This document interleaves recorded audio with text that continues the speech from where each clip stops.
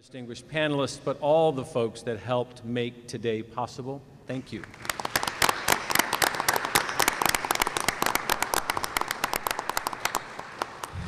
Despite the fact that some of us have begun to brunch, we want to thank the Lord for the food and for this time as well. Won't you join me?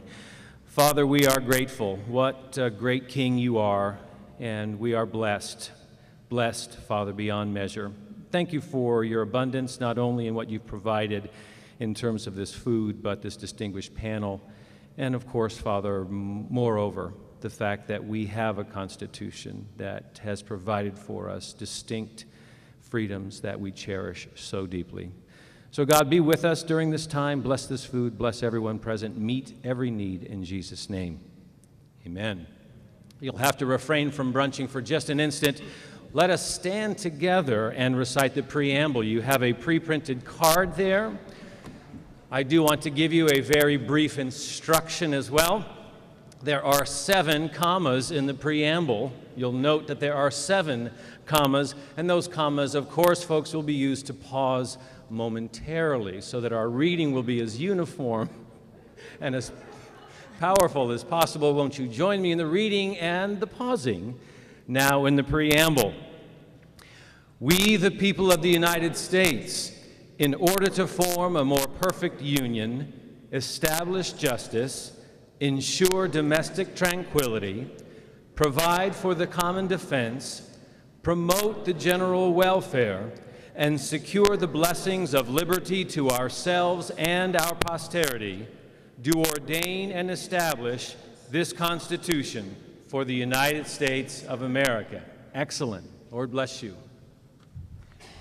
I will now bring to the stage, yes, Wendy Santee. Thank you. Thank you so much, Dr. Campo. Thank all of you for being here today. We're glad that you could take time out of your busy schedules to be here, so welcome. Enjoy the great food that has been prepared. My name is Dr. Wendy Santee, and I am the Director of Student Life in the Student Services Division. And it's my pleasure to serve today as moderator for this great event. So again, thank you for coming. A little explanation about the event today. This is the 4th annual collaboration among the Office of Student Services, the Law Library, and the University Library to bring you this event on Constitution Day. So again, thank you for being here. For today's presentation, you will hear from 3 panelists. They will be speaking on the topic, how do the Constitution and the presidential elections fulfill Abraham Lincoln's statement, democracy is the government of the people, by the people, for the people. Each panelist will speak for approximately 10 minutes. I will introduce each of them to you briefly prior to their presentation. And at the end of all 3, we will have a question and answer time, okay? So hold on to those questions. If you have one from one of the earlier speakers, we'll get all your questions at the end, okay? Also, I just want to make note, please feel free to help yourself to more of the food and drink as we're moving through the schedule this morning, okay? Our first panelist today is Dr. Robert Dyer. Councilman Bob Dyer is serving his first term on the City Council and represents the Centerville District. He currently serves as an assistant professor in the School of Government at Regent University, where he developed and now teaches in the Political Management program. In 1976, he earned a bachelor's degree in physical therapy from St. Louis University, and in 1982, a master's in public administration from Farley Dickinson University. He earned his doctorate in organizational leadership from Regent University in 2001. Dr. Dyer served in the United States Marine Corps from 1968 to 1972. During his career, he worked as a practicing physical therapist, healthcare executive, and business consultant, as well as college educator and administrator. Active with civic organizations, he is also a graduate of the Virginia Beach Citizens Police Academy, Virginia Beach Citizens Fire Academy, and the Virginia Beach Neighborhood Leadership and Development Program. Please help me welcome Dr. Robert Dyer. Thank you and good morning. What a pleasure and an honor to be here on such an auspicious occasion.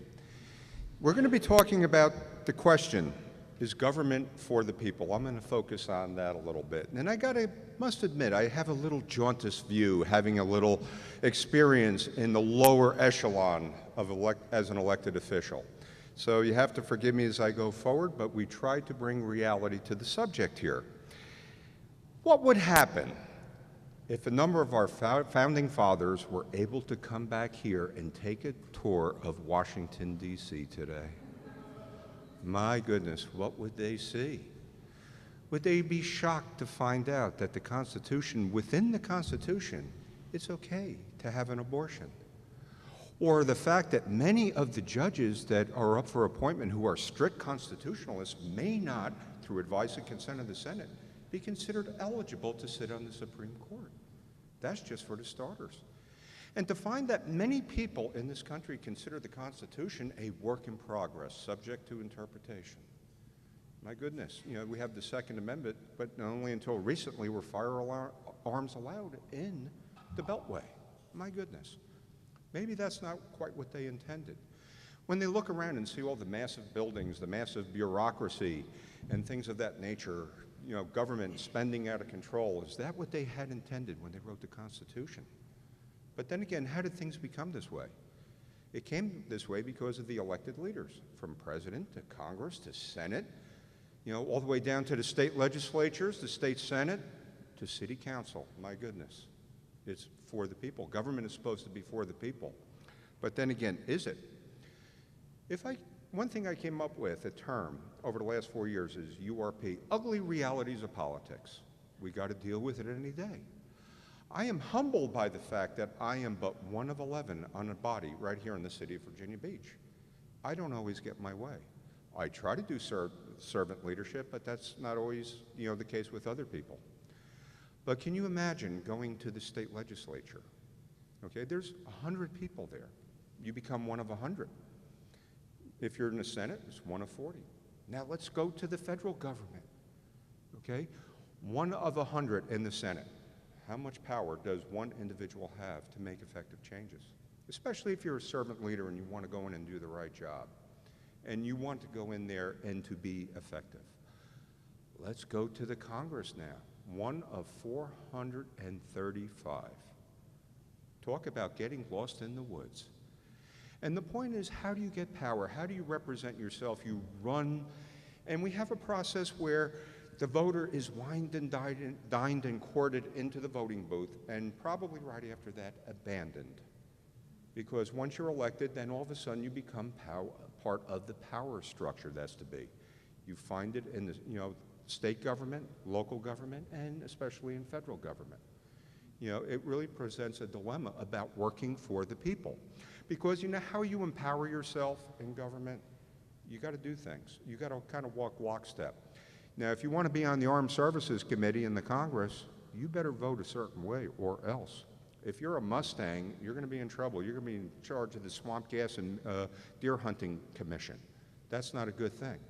But once again, that's how power is. But therefore, are we for the people? And I respectfully say that there is a disconnect that exists between the people and their government. My goodness, how did this happen? It's called special interest. Like it or not, money is the mother's milk of politics. You're always reading about the lobbyists that are about, the influence that's out there. You see it at the local government too.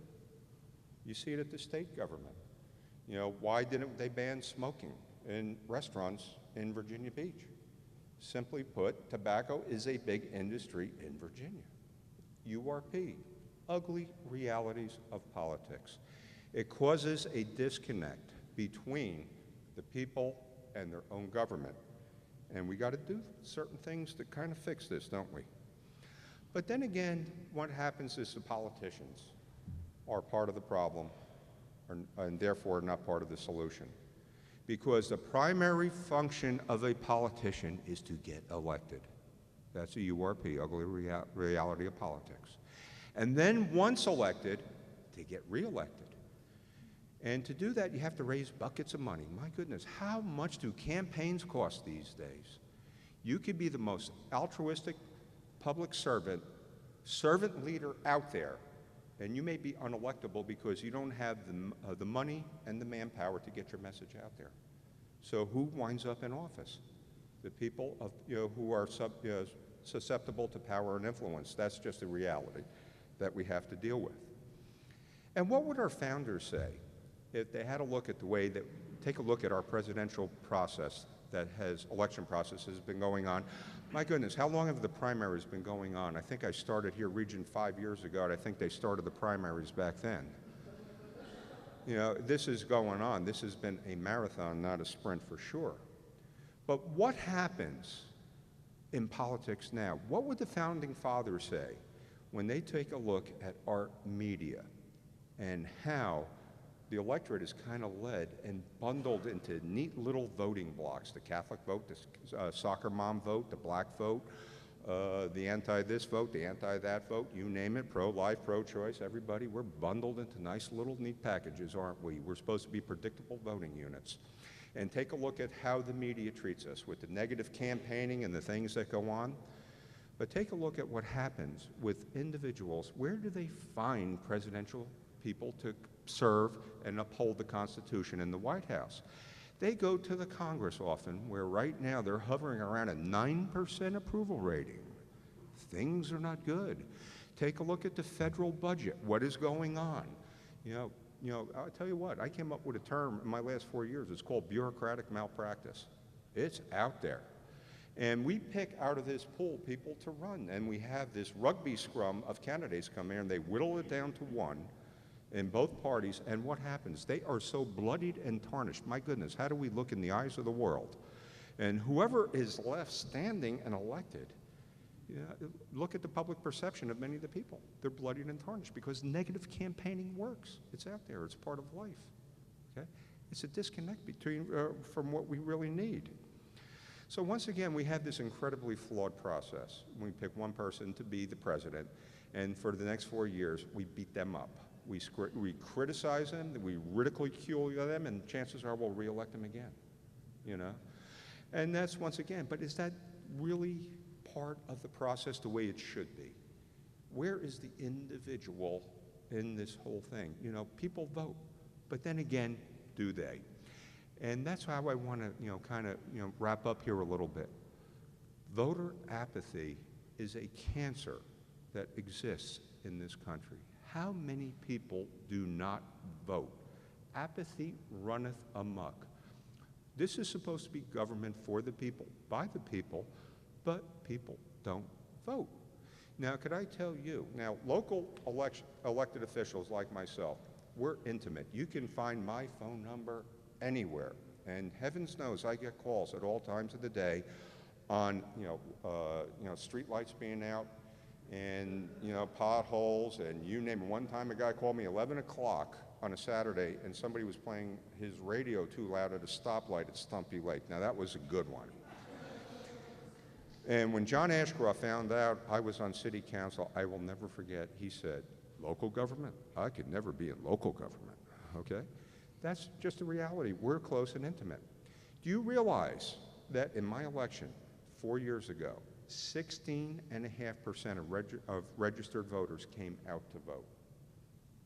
16.5% of the people who represent them. Now, there'll probably be a higher turnout in the presidential election this year. It'll probably be upwards of 60% or more. But let me just remind you one thing. When the people in Iraq had a chance to vote under the threat of death, how many people walked around and proudly displayed those purple fingers and took courage? My, don't we take advantage or take for granted our privilege of voting? Did we forget the lessons of history at Guadalcanal, Iwo Jima? The things that many people fought and died for in terms of rights and freedoms. So the question I ask is, government for the people, where are the people? Because government is in such a mess, you can only conclude that nobody's holding them accountable. And that's where the people must engage in their government. Apathy runneth amok cannot be the standard of the way we run government. It is the government for the people, by the people. But unless the people engage, this disconnect that exists in our government today, will continue to exist. And once again, I thank you for this opportunity and come and present my cynical views. But I think it might be, you can only fix a problem when you identify it. And until we get people engaged, the problem will continue to exist. But the one thing about being here at Regent University, we are dedicated to produce those leaders that are going to go out there and make a difference. And I thank this institution for that opportunity. Thank you, and God bless all of you.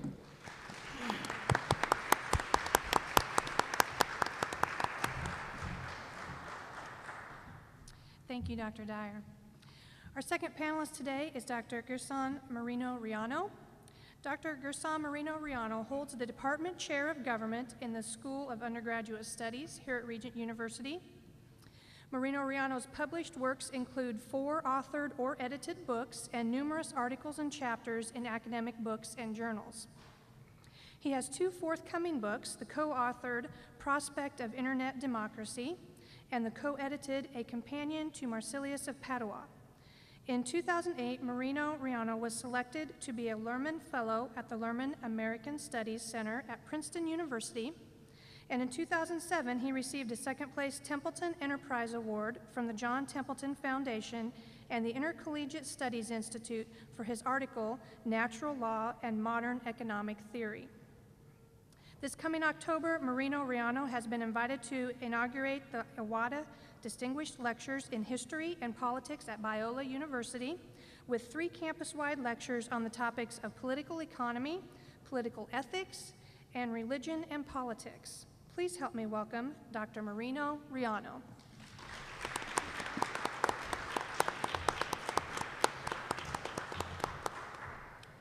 Thank you, Dr. Santee, and thank you, Dean Barron, for this opportunity, and thank you all of you for attending.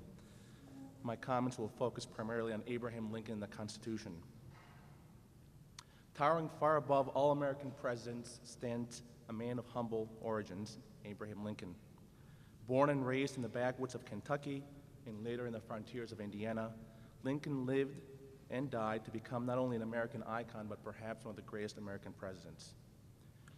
This is surprising given the fact that Lincoln himself never considered his life to be very meaningful. In an autobiographical sketch he once provided to one of his supporters, Lincoln wrote that the sketch itself was insubstantial, quote, "for the reason, I suppose, that there is not much of me," unquote. In another biographical foray, Lincoln wrote, quote, "it is a great piece of folly to attempt to make anything out of my early life. It can all be condensed into a single sentence, and that sentence you will find Gray's Elegy, the short and simple annals of the poor. That's my life, and that's all you or anyone else can make of it," unquote. And yet from a man given to pessimism and self-deprecation arose not just a great president, but also arguably one of the greatest American statesmen of all time. If Abraham Lincoln is one of America's greatest presidents and statesmen, then the Gettysburg Address is one of America's greatest political speeches. In just 278 words and slightly over 2 minutes long, Lincoln reminded the audience at Gettysburg of the foundational principles of the United States: liberty, equality, and consent of the governed. Lincoln did not ask his readers to consider the Constitution or any electoral structure as the foundation of these principles. Rather, he asked the nation to reflect upon the year 1776 and the Declaration of Independence. For Lincoln, it was a declaration that marked the beginning of the United States and enshrined forever its political principles, principles which the founders held to be universal in nature. The question under consideration this morning asks us to evaluate the Constitution and presidential elections through Lincoln's famous Gettysburg Address and its phrase, government of the people, by the people, for the people. In essence, we are to address whether or not the Constitution and presidential elections indeed fulfill Lincoln's vision of a government fully resting on the consent of the governed. Perhaps the more traditional fashion in which to consider this issue would have been to reflect upon whether or not Lincoln's words at Gettysburg fulfill the principles set forth at the Constitutional Convention and enshrined in the Constitution. But in true Regent fashion, through a very innovative question, we must consider the Constitution and its electoral mechanisms truly embody the spirit of 1776. An important starting place in this discussion is a consideration of Lincoln's first inaugural address. Given on March 4, 1861, Abraham Lincoln stands before his fellow citizens at a crucial time in the still young United States. Secession and anarchy are on the horizon, and the new president must convince his detractors of the natural bonds that hold the young nation together. It is perpetuity, so argues Lincoln, that is the fundamental law of all national governments. All governments seek to survive and ultimately thrive. This law of self-preservation and growth is a universal law that is found in the organic law of all governments, and, so argues Lincoln, is clearly found in the Constitution of the Union. For Lincoln, the Union was perpetual. It was meant to endure forever unless it was destroyed, quote, by some action not provided for in the instrument itself, unquote. Lincoln is careful to note that the Union was much older than the Constitution itself. As he stated, quote, the Union was formed, in fact, by the Articles of Association in 1774. It was matured and continued by the Declaration of Independence in 1776. It was further matured, and the faith of all of the 13 states expressly plighted and engaged that it should be perpetual by the Articles of Confederation in 1778. And finally, in 1787, one of the declared objects for ordaining and establishing the Constitution was to form a more perfect union, unquote.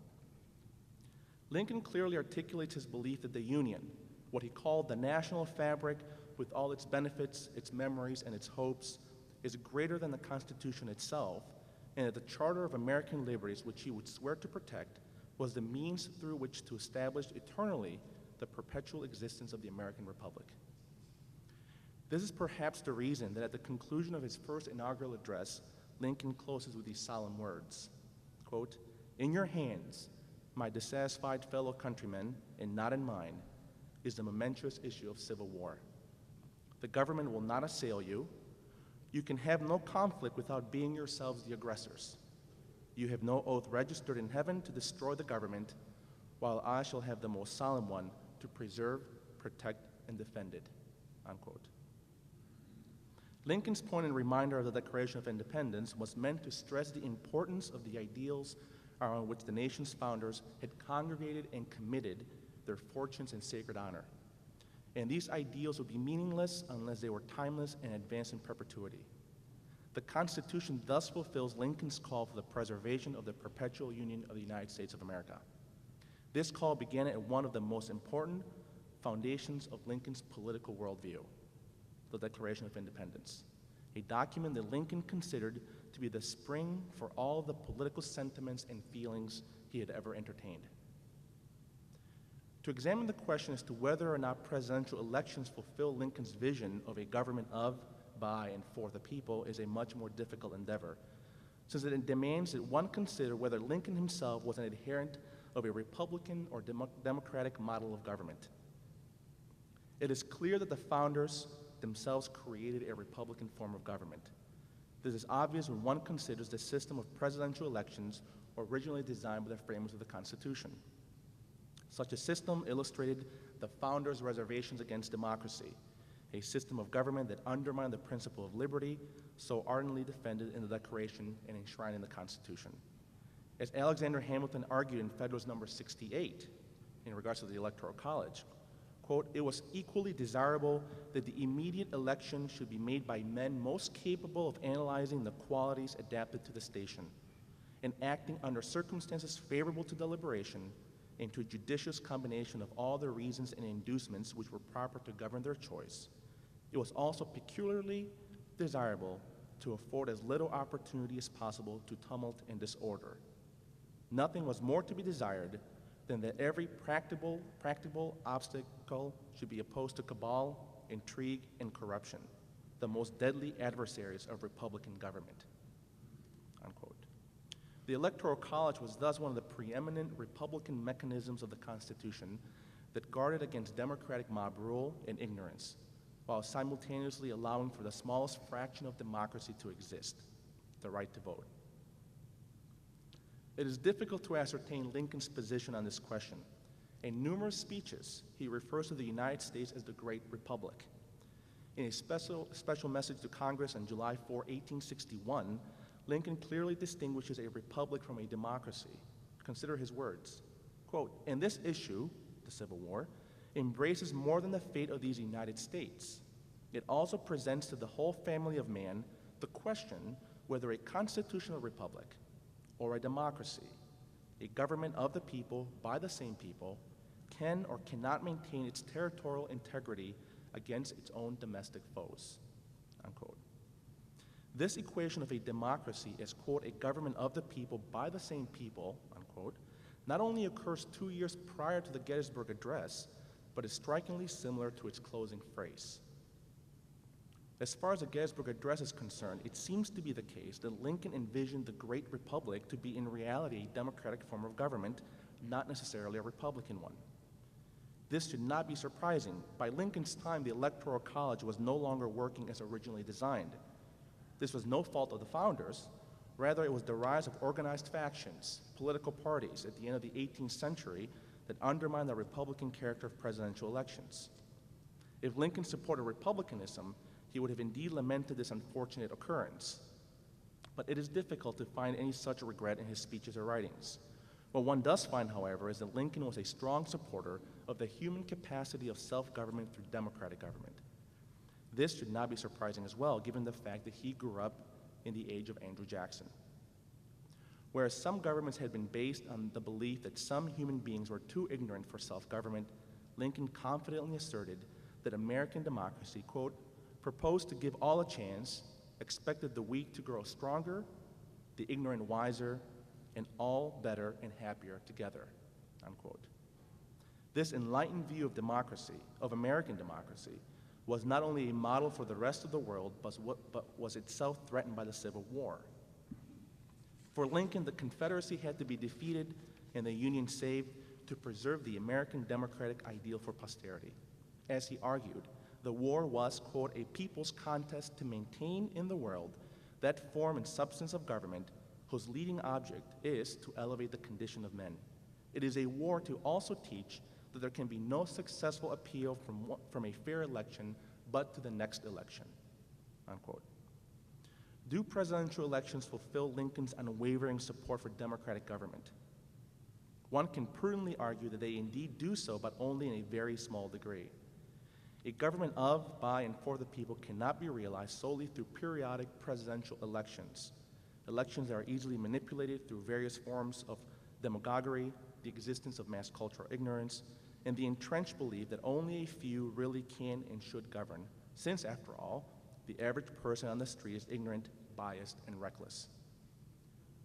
Lincoln's unwavering faith in the ability of everyday people to rise up to greatness and govern themselves democratically was what most likely can begin to transform presidential elections from periodic exercises of self-government to substantive and meaningful manifestations of the spirit embodied in 1776 and the never-forgotten words of the Gettysburg Address.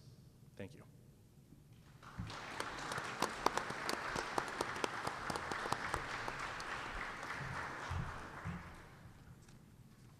Thank you, Dr. Marino Riano. Our third panelist today is Dr. Robert Stacy. Dr. Robert Stacy is Associate Professor in Regent University's Robertson School of Government. Among other academic and administrative duties, he teaches the school's capstone course, Biblical Foundations of Leadership, as well as various courses in public policy, strategic intelligence, and political theory. In addition, Dr. Stacy oversees RSG's terrorism and homeland defense track. His current research focuses on the inherent tension between liberty and security and how these two vital interests can be balanced in an age of modern terrorism. Prior to joining the Regent University faculty, Dr. Stacy served as Associate Professor and Chairman of the Department of Government at Patrick Henry College, where he taught the college's flagship course, Freedom's Foundations. He has also served on the faculty of the Alliance Defense Fund's Blackstone Fellowship Program and the Center for Christian Statesmanship's Statesmanship Institute. Additional academic positions have included the University of Virginia, the University of Richmond, and Lee University, among others. Dr. Stacy took his BA cum laude in political science at the University of Pennsylvania in 1991 and his MA and PhD in government at the University of Virginia, completing in 1998. He is author of Sir William Blackstone and the Common Law, as well as a variety of articles and academic papers. Please help me welcome Dr. Robert Stacy.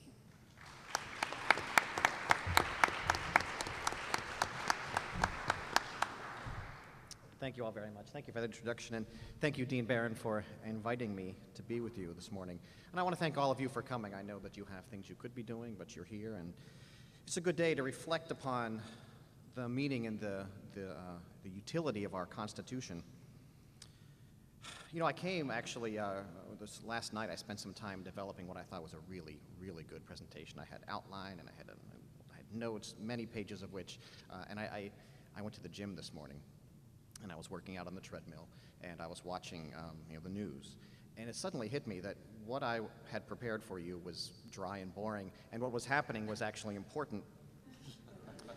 First thing I saw, the headline, of course, and I'm sure all of you are aware that the largest underwriting company in the world, AIG, has been bailed out by the U.S. government. That's a big, gigantic event. This, of course, on the heels of other economic problems, the Lehman bankruptcy and others. And these sorts of things, you all appreciate this, and I'm sure people outside these walls appreciate it maybe even more than we do. This worries people. It creates uncertain times for them. Just a little sort of personal piece here. I went to Blockbuster last night to stimulate the economy, and I rented a couple of movies there, and the man who was helping me check them out at the counter, he asked me, it's kind of a shocking question, he said, well, have you heard how the market did today? You understand, the day before it had dropped 500 points, so this is kind of it was a legitimate question, and so we entered into a brief conversation about the stock market and the nature of the economy and recent events, and it struck me, here's an intelligent, informed man, and he has a cerebral knowledge of what's happening, but the reason for these questions is not to improve his intellect. The reason for the questions was fear. There was fear tinged in those questions. And that fear is common. This is an ordinary man. This is not some specialist. This is a person who just is living life, and he's worried. And this comes for us at a time when we're in the midst of a presidential election cycle, very important time. It's always an important, I don't know if you're aware, but every election is always the most important one we've ever had. So we're in the midst of the most important election ever. And we're making this decision, and in the back of our minds is what? There's a war going on, there's economic catastrophe happening around us, it seems, and now we're asked to make this sober, important, considered decision. These two circumstances don't line up very well. I don't know about you, I find it difficult sometimes to make important, sober decisions in the midst of kind of passionate crisis. That's not my best time. Speaking of time, I used to have a professor who I don't wear a watch, this is to your benefit. He would take this off and he would lay it here. And then he would never look at it again, and he would go on for hours. But I promise you we'll be out of here by lunch. In fact, look, I only have 4 sheets of paper. How long could this take?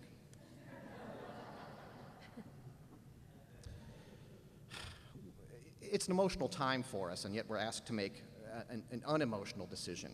The founders were actually fairly wise on this point. They were aware of these sorts of things. They had been through economic catastrophes themselves, and they knew what war was like and how that clouded judgment. And so they provided, in the U.S. Constitution, a mechanism for making this kind of selection, the selection of a chief executive, that would mitigate a lot of that passion. In fact, this is a key term. Passion was very important to them. When I say the word passion, especially when I'm teaching undergraduates, don't take this the wrong way, but when I use the word passion, they often interpret that differently than I mean it. It's something that comes from a soap opera, not the way the founders used it. For them, passion meant something like emotion. It was a feeling of the heart. But for them, it was also something that should not be infused into politics. Politics, the term they often balanced it with, was in fact, should be governed by deliberation. Deliberation meant sort of a considered, thoughtful approach to public policy questions. And so they tried to craft a presidential selection system that would encourage deliberation and would discourage passion. It's too important a decision to leave to mere passion. And what we see in our Constitution, in our original Constitution, our unchanged and tainted Constitution, is something, you heard of the institution, I'm sure. You know the words. We have something called an electoral college. And you would, again, among undergraduates, you'd be amazed how many people think that's a school of learning of some sort. But it's not.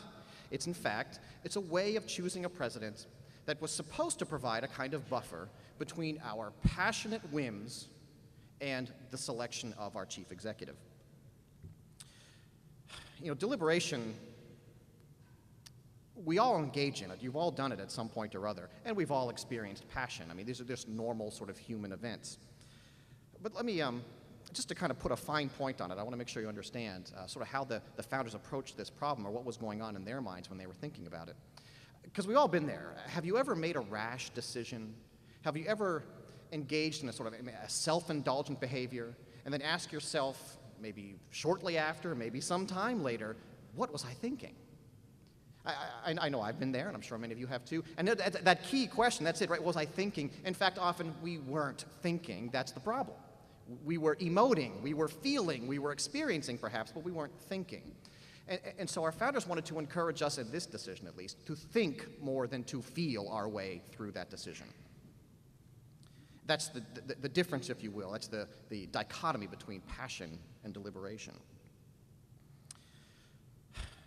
For the founders to avoid this problem, what they created was a thing we've talked about called the Electoral College. And let me just take a moment to explain to you how this works, at least according to the document. It's most of us think we go into a little booth, we close that little curtain, we mash our fingers on a screen, or if you're living in the dark ages, you punch a chat or two, and suddenly there's, we count them up and there's a president. The reality is that that's not really the decision you're making. The decision you're making when you go into that booth is a decision on behalf of a slate of electors. What you are voting for example, many of you will probably here in Virginia Beach, you'll go into a polling place and you'll make your selection. The selection you're making is really for a group of people who have pledged to support a certain candidate in the Electoral College. Now, what you're going to see are some names like John McCain and Barack Obama. But really, behind those names is a slate of electors pledged to support them. In many states, by the way, they're legally required to support them. Actually, in a handful of states, they're not. And on a few rare historical occasions, they actually change their minds at the end. And wouldn't that be annoying to go and vote for your guy and somebody else votes some other way? That would bother me. But the Electoral College, as it functioned in the Constitution, sort of went like this. I need you to imagine something. This is beyond our experience. This is nothing we've ever been through. But could you imagine choosing a president there's no campaign, there are no candidates, there are no political parties, you don't even have Barbara Streisand raising money, you just have people coming together to think about who would be the greatest statesman, who's the best leader available in our country today. That's how the Electoral College, in theory, is supposed to function. In logistics, it sort of went like this. The state legislatures were given, through the Constitution, were given the authority to appoint a certain number of electors. That number was equal to the size it remains to this day, it's equal to the size of that state's congressional delegation. So representatives plus senators, that's the number of electors. And that number of electors then, in the state legislature, of course, they can pick whoever they want according to the Constitution. There's sort of a wide open sort of category here. But who are they going to pick? They're going to pick the people they think are going to make a good decision. Will there be political factors and variables? Of course there will be in that situation. But at least this is how the founders envisioned it. There would be a sort of a nonpartisan, a non-passionate coming together of minds to deliberate who's going to make the best statesman. Each of those electors, incidentally, this is sort of a little quirk, I suppose, was given actually 2 votes. That's kind of odd. I mean, usually when we think of voting, we vote once, and that's it. But they were given 2 votes. You could make 2 choices. Literally, the concern was that because they're being chosen by state, each elector is sort of coming from a particular state, that every state would sort of vote for their favorite guy in their state, and nobody would ever win. And there'd be no majority. So, in principle, you get 2 votes: one for your local guy you really like, and one for the real statesman. So at least in principle, there's an opportunity there to look beyond the immediate, beyond the local, and really think about who's the best available person out there. Again, in practice, that's how it was envisioned to work, and it did work that way for a couple of election cycles. That's how George Washington became president. There was deliberation, and they considered him the best man available. And even through the election of John Adams, that was true, but very quickly this changed.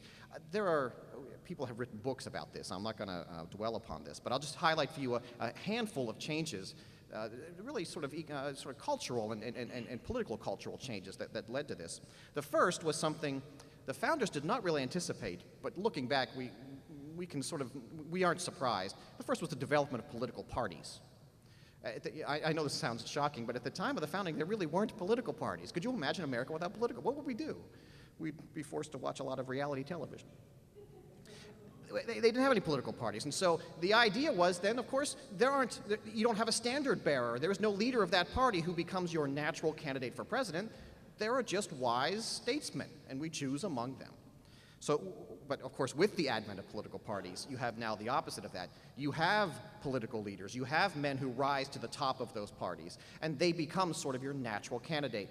And so you end up, the addition of candidates now to that selection process changes things a great deal. A lot of people are not candidates, and so they're off the table. We're not going to consider them. It's now party leaders who become sort of the de facto candidates for president. Another important change, which again happened fairly early, but it didn't happen quickly. It started slowly. But the Constitution gives the state legislatures the authority to pick electors for the college. It doesn't tell them how to do it. And so early on, they just picked some. They just, some from maybe among themselves or other leaders from the communities around them or whatever, but they didn't really have guidance. They did whatever they wanted. But fairly quickly, some of them got the idea, let's let the people decide. And they began holding what we think of as elections. And that election would be more or less binding, and that's how, and often those elections, by the way, really were for a list of people. You would, in the old days, you would go to your little ballot would have a long list of, 10 or 12 names of people. I'm going to vote for these guys or these guys, because they support one candidate or the other. By 1832, for those who are keeping score at home, by 1832, a majority of electors, not all of them, but a majority of electors to the Electoral College were now chosen by some kind of more or less democratic process like an election. And that became more or less 100% by the middle of the 1800s. A third change happens, of course, a bit later, but it's maybe the most important of all. It's the evolution of communication. You can imagine at a time when by definition and by necessity, every newspaper was a local newspaper. It's not like you could get, the New York newspaper if you lived in Boston or if you lived in Charleston. That was just not really possible. There were lots of newspapers, don't get me wrong. At the time of the founding and for decades afterwards, people read. They read a lot, and there were multiple newspapers in every important city, not just one big one, but many. So they certainly read, but each of them they were all local. And news did not travel as quickly. I mean, if a president, and it didn't happen all that often, if he wanted to address the people, that really kind of meant traveling and going and seeing them, or having something he wrote or read printed in a newspaper. That was the only form of communication available. But of course, with certain developments, the telegraph, for example, comes to mind. That allows for more rapid communication. You get sort of a closer relationship to your president or to your candidates. And of course, then you get to the 19th century, the advent of radio, which Franklin Roosevelt exploited to great extent. He was very good at it. Makes it, again, an even more personal relationship now between your leader and your citizens. And then finally, of course, the advent of television, and there John Kennedy expertly used. He was very good at exploiting that medium for his advantage. By the way, you're probably familiar with the very famous debate, the first televised presidential debate between Richard Nixon and John Kennedy. That was sort of both, it was both televised, but it was also available on the radio, because at that time, of course, not everybody had a television. It was not ubiquitous. But those who listened at home to that debate on their radio, polls later suggested they thought Nixon really won that debate and really showed his stuff. People who watched it on television thought Kennedy won that debate. It had all to do with the image. Nixon he was ill that day, didn't really look that good. You see how that changes the relationship there? I see him, he's in my living room almost, as it were, and I like that one, I don't like that one, and image becomes a whole lot more important. You can see how these things would impact an election. And certainly, does that make it a more deliberative decision, or does that maybe make it a little more of a passionate decision? Again, the ones listening, not seeing the image, come to a different conclusion. Why is that? They only have the words to listen to. They can only hear the arguments. I'm not saying that we need to get rid of our televisions. It's probably too late. How would we know what's happening in the world? I don't know. One other important development I just want to mention, and conclude with a few brief observations here. Another important development of the 1900s was, of course, the progressive movement and the move towards, within the nomination process, how do we get our candidates, the move towards what we call primaries. Most of us think that primaries are just, that's how you choose your candidates for your parties, right? But you understand that before the 1900s, that was really not at all how candidates were chosen. They were chosen by conventions. State leaders would get together and send some people to a national convention. We still have national conventions. We just saw a couple here a few weeks back. But the role of them now has changed. In fact, by the time you get to the convention, we pretty much know who the candidates are going to be. You go back to the 1800s, those conventions, they made the decision. And think about this, again, it's a deliberative process. We bring a group of people together, party leaders and so forth, who will reflect who's the most electable, who's the most closely tied to our standards, and will advance our platform. That's a bit more deliberative than, I don't know if any of you watched any of the conventions. I felt passionate. I got passionate by both of them. They just really roused me right up, and then it was over, and I got roused right back down again. But those have become passionate moments in our political culture. They are no longer deliberative moments. And that feeds in then to that primary mentality where I need to go out there and somehow convince you, motivate you, get you whipped up enough to vote for me, at least on one day. I don't care how you feel the next day. November 5th is not as important. It's November 4th I care about if I'm the candidate. Our elections, what I'm suggesting to you, have really become more about passion than deliberation. And that really is sort of now, that is the standard by which we measure. I'm not the only one to make this observation. A number of political observers are starting to see this much more clearly. It would be nice if we could be deliberative, but we're not there for whatever reasons. It's probably a combination of many reasons, in fact. And we are not, it's not unusual for us to, as I was suggesting earlier, after an election season of self-indulgence, to wake up a day later or a month later or an inauguration later and have some voter's remorse. Do I like that guy? I didn't like that guy. How did he win? Do you know how many people didn't vote for George W. Bush? Most of the country apparently didn't, and yet he won somehow. We tend to look back and regret some of our decisions. I felt good at the moment, and the next morning I feel a little hungover after my election. I'll stop there, and if you have any questions or accusations, I'll take them in a few moments. Thank you.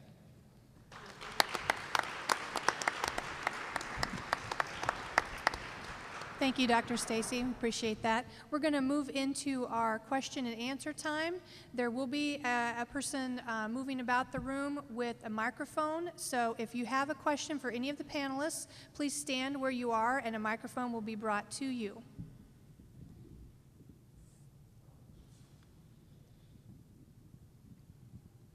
For our last speaker about the Electoral College, I remember when Jimmy Carter was president, he was endorsing the elimination of the college. That didn't really go anywhere. Sure. But do you think that would be wise or appropriate in our country today?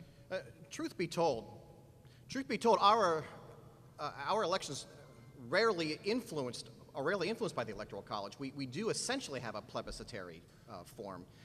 But there are exceptions, and you can ask George W. Bush if there are, in fact, exceptions. In reality, if you wanted to sort of match up expectation to reality, yeah, I guess we should have a national election. But then on the other hand, all that's going to do is sort of fan the flames of passion even more. This is also for you, Dr. Stanley. You gave the example of the 1962 election between Kennedy and Nixon. I've written about that. My question is, do you have a similar example when in the written to oral? That's a good question. I don't, off the top of my head. If I find one, I'll let you know. But there were candidates who began to exploit that. Woodrow Wilson probably among the very first. I suspect one of the differences is, of course, that radio kind of rolls in, whereas television kind of makes a big splash at once. And so maybe there isn't that nice, neat example like we have with Kennedy. I kind of have a question, I think, for Bob and Bob here. Bob sort of concluded, Bob Dyer, first Bob, concluded his with talking about voter apathy. And yet, maybe you weren't making the case, but I think you were, that it would be better if we were more deliberative, but we're probably moving away from that. But yet, is deliberative methodology or that focus, is that going to address, if Bob Dyer is correct, Bob Stacy, that what we're really contending with is voter apathy. In some ways, is it worth the reach to try to engage the electorate, even if it's on the basis of passion and not deliberation? Or do we do what we can to stick by our guns and say we must be deliberative, we must find the best people, and then have a continual retrenchment of the electorate's participation? So it's a little more philosophical, but it is a dilemma for those of us who really want to operate more deliberatively, but the media is not going to help us, and our co-voters are not going to help us make that case either, it seems. If I can take a crack at that, Dr. Purnell, I think voting is one part of government. It happens on one day, it's going to come up on November 4th, and that's it. But what about the other 364 days a year where people have an opportunity to participate in government? You know, to go to local forums, to go to Richmond and attend the General Assembly and to talk to people. And, you know, so once again, part of it is engagement. And I think one of the process we have, and I really like Dr. Stacy's comment about passion, and this is how the media tries to manipulate, but also we got to look at this thing. I think as a result of the Kennedy-Nixon thing, there's this term that we use in political management, the likability index. You can have a very extremely qualified individual that just may fall flat because they're not aesthetically appealing, they're aesthetically challenged. Because once again, look at our politicians. Don't ask me how I got elected. I mean, you know, probably by default. But, or mercy, I have no idea. But once again, we have this likability index. And if we look at a lot of our political candidates out there, they are products of image consultants now that are focused by, you know, focus group research and polling, and, you know, we have this. So therefore, do we have the leaders? Do we have the statesmen out there that are really running for office? And once again, if you go back to that movie, The Candidate, with Robert Redford, I don't know if you remember that. And here you have this very aesthetic guy that had a lot of appeal, and, you know, people liked him, and, you know, things of that nature. And then we won the election. His final comment: "Oh, we won. Now what do I do?"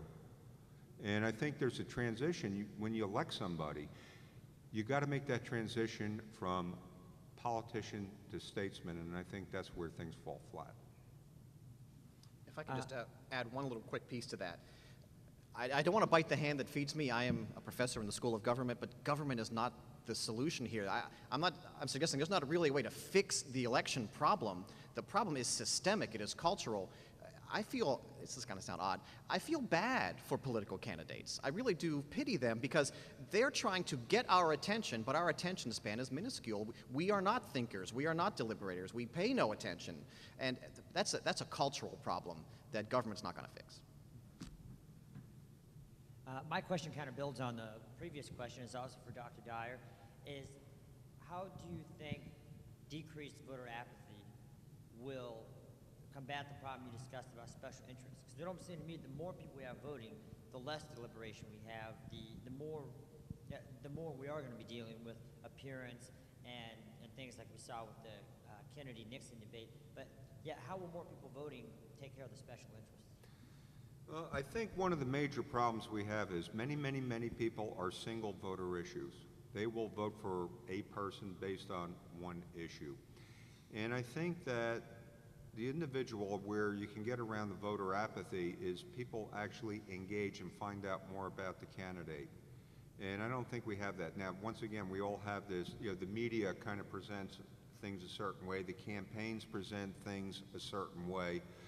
And yes, and I agree with Dr. Purnell, it's a double-edged sword because, you know, a lot of people vote for the wrong reason. How we're going to get around that, you know, is going to be tough because it's an immense, complicated process. And if you take a look at the logistics it takes just to run for governor of the Commonwealth of Virginia in terms of the organization, the money needed, and the resources to need, and what you're trying to do is influence a mass. What it is kind of like a manipulation where you're trying to get somebody to become one of your followers, to wake up on a Tuesday, on a rainy election day, wait in line and vote for you. And then once again, what happens is the true successful statesmen will stay engaged with the individuals, where the politicians will just move on to the special interest. And that's the flaw in the system. Gentlemen, primarily to Gerson, make sure that he feels part of the panel. So let me address this to him. I think it's been established today that the Lincoln's platitude of government of the people, by the people, and for the people was just that. It was a platitude. And that doesn't describe reality in our country. It's been mentioned before that we have a republic. We do not have a democracy. We have an electoral college that was established by the founders and not direct elections by the people. We have political parties. There are many of us that would like to vote for president for a person other than Barack Obama or John McCain. But those are going to be the choices that we have, practically speaking. They are the ones that are dictated by the political parties. Certainly 1863 or 64, I think it was 1863, when Lincoln gave his Gettysburg Address, government of the people, by the people, and for the people did not include women, did not include African Americans, and at least at that point in time did not include the wishes of a majority of the South. And so therefore, for him claiming that this is government of the people, by the people, and for the people had to be absolutely wrong. Assuming that of the people, by the people, and for the people is a good thing to move to, and I think Dr. Stacy would disagree with that being a good thing to move to. It smells to me like he kind of likes the party bosses as opposed to primaries. More deliberation, less passion. What steps could be taken to further for the people, by the people, and of the people? And perhaps also correct the voter apathy that Dr. Dye was talking about. That's a great question, Dr. Davis, as to what we could do or should do. And part of it is a systemic problem, which is what Dr. Stacy mentioned. There is a culture of very little reflection, a culture of 24/7, 365 fast food in everything that we do. And from the very beginning, if you look at Abraham Lincoln's life and administration, there was a great deal of reflection, deliberation that was needed to govern a country and to move forward.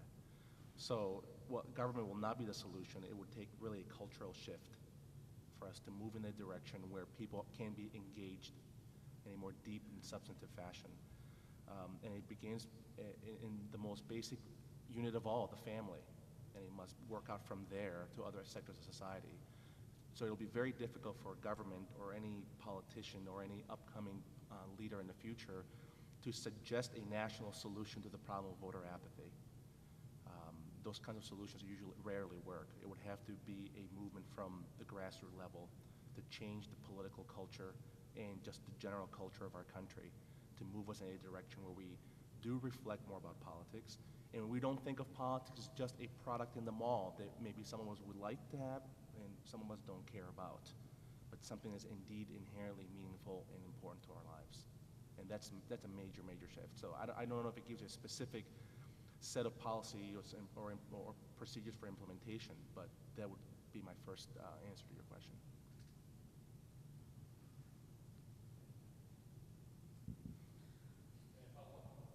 Let me give you some ideas. Sure. Good ideas, bad ideas. There are some states, I think Oregon, and I think also perhaps Washington, that now permit internet voting, right, as opposed to actually going out to the polls. Would that increase that? Is that a good idea? Another idea let me answer that one, Jim, okay, because I think that I've got two more. There's a big debate about internet voting as to whether or not it will really increase democratic participation. For a number of reasons, there are many. I mean, authors and critics who argue that it is indeed the way to resolve voter apathy and resolve the problems that we have, but that's not really been tested. What you find the internet in politics for, it's really useful to make government more effective maybe in delivering services, paying for taxes, setting up trash pickup and recycling, but that e-government does not necessarily mean a better democracy. It means a more efficient government, but not more substantive participation. So I think the jury's really out on the internet issue. Okay. Could I throw out an interesting thing, just a point of controversy that may never happen? What if we had on our ballots none of the above? I mean, you mentioned the fact that you didn't like Obama nor McCain. Why not send them back to the drawing board and say neither one is acceptable? Let me throw two more questions or two more observations at you, two more possibilities, then let you kind of like a volleyball, toss it between the three of you. Right now we have winner-take-all elections. That pretty much disenfranchises about 49% of the voters in a very close election in a particular state. Should we have, rather than add proportional elections as opposed to winner-take-all with respect to individual states? And secondly, a second idea would also be a movement toward more of a parliamentary system, and therefore have a proliferation of parties as opposed to the present two-party system that we have now, thereby having a lot more flavors and more participation of greater interest in the Senate and the House of Representatives. Well, Jim, I think the answer to that is really quite simple. The way I equate government is like trying to, a change in government is like trying to turn an aircraft carrier around in Stumpy Lake right down the block here. It can be done, but it takes a tremendous amount of time and people to do it. And one of the problems with trying to change anything in government, even the minutest change, is resistance to change, because people say we've always done it this way. That's one of the biggest things that drives me crazy in government. Well, we've done it this way forever. And, you know, once again, when you try to do change, what's going to happen is the agents that are existing are doing quite well with the status quo will fight that. And so you're always going to wind up with that push-pull. But I think we definitely have to take a serious look and reflection on what we have. Government is too big and too complex for the current system that we have right now. I would go back to the cultural issue one more time. I think that 21st century government politics, most individuals think of themselves as consumers. And they look at politics as just a product, but nothing necessary to my well-being. Maybe I don't have to pursue it. I can still find joy and happiness in some other activity. And I think it just requires a cultural shift, a big shift. Yeah, proportional representation or more voting participation is not going to fix that problem. Yeah. My question is, and this is for all three or whoever wants to answer. It seems that all of your lectures mention the topic of self-government amongst the people and their leaders. And what I was wondering is that who or which of our institutions, I think you've mentioned family and media, which of our institutions is in the best position to encourage self-government among the people and their leaders?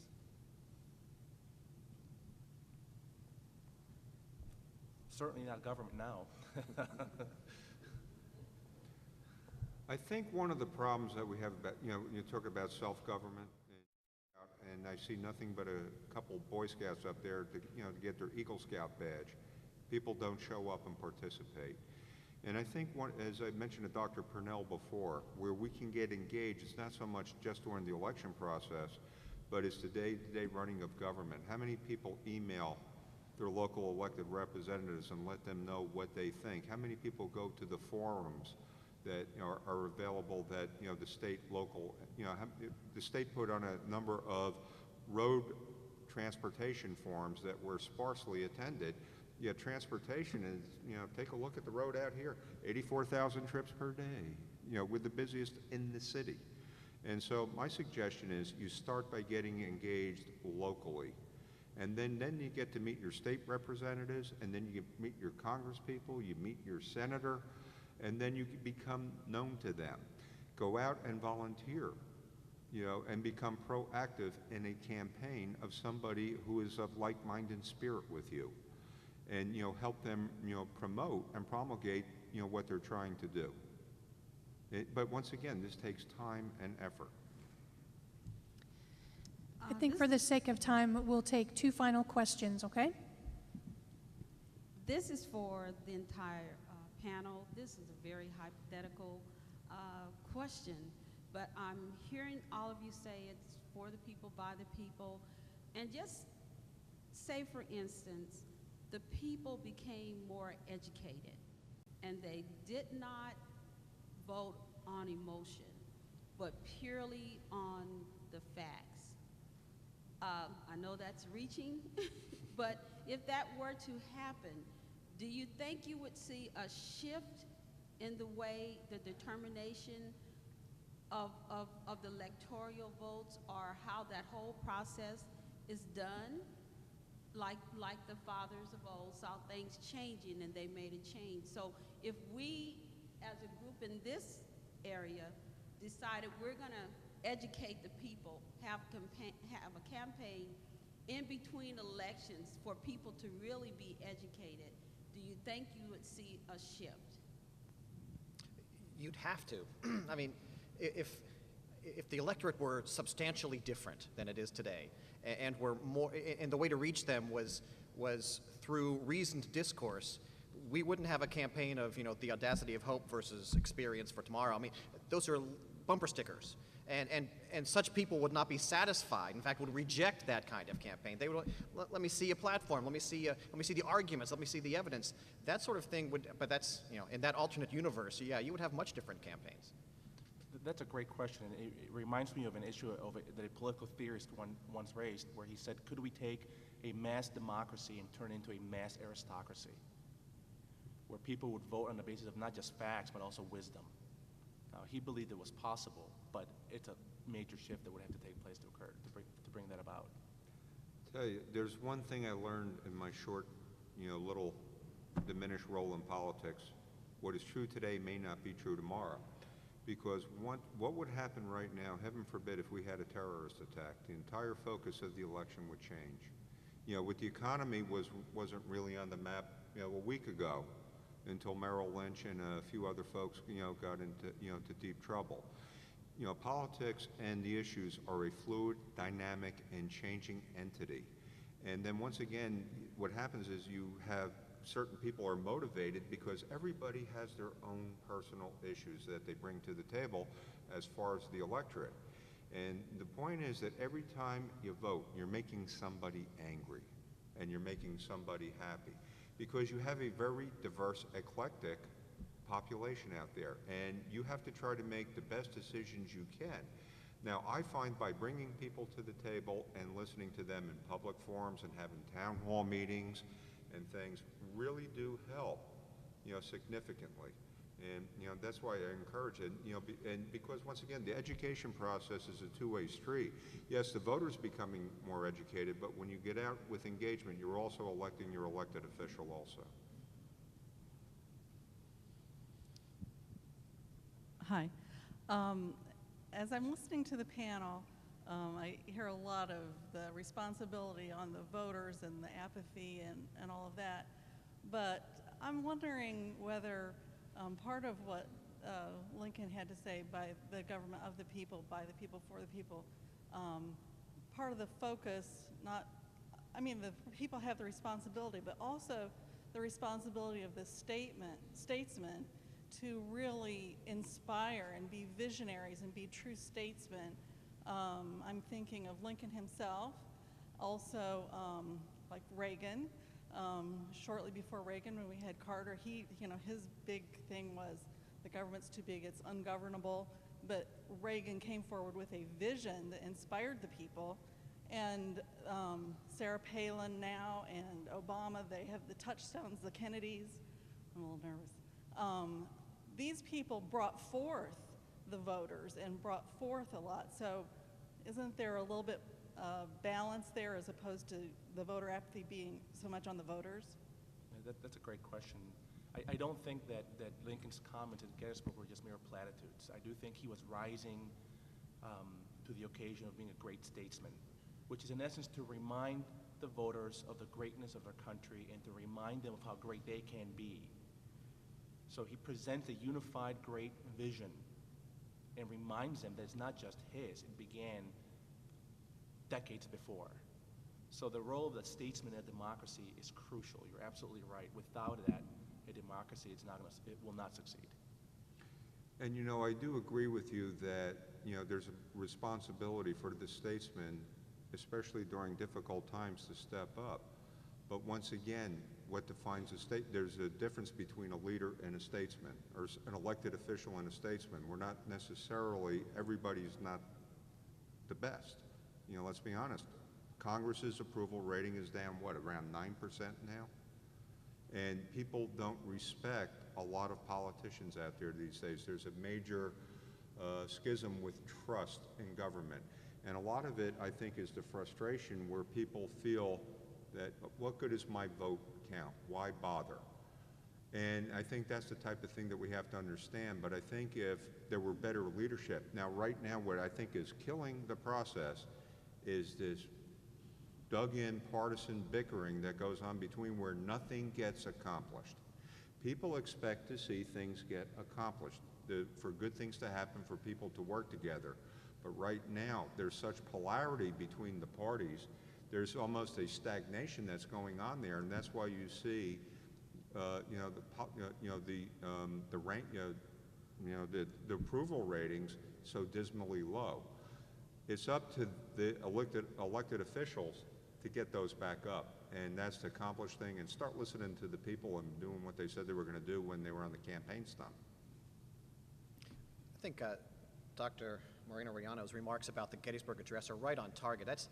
It might be the greatest 2 minutes in American political history, but it also puts me in mind, kind of goes back to your question.